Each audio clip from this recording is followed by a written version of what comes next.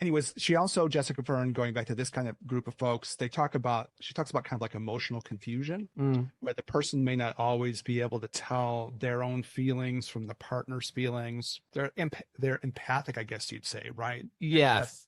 sensitivities, but they're sometimes are confused by where the cutoffs are. This, man, this is so common. This is so common. Yeah, yeah, People are very sensitive, in general, especially in this kind of world. And when I say this kind of world, I mean the healing world, the kinkier places, the people who are probably a little bit more progressive in their views, people who are a little bit more hippie, your artistic folks, your creative folks, your neurodivergent folks, these kinds of folks.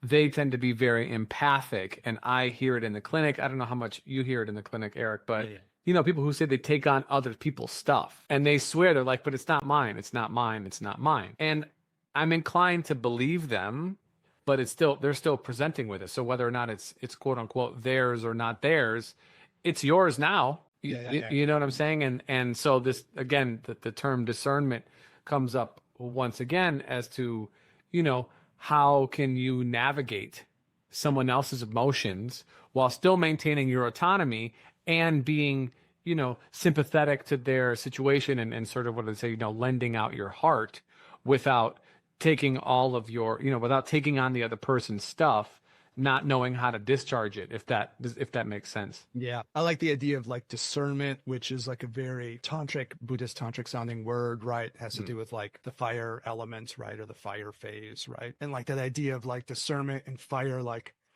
casting light on things, Yes. casting a light on this. So now I can see and clarify what's going on, right?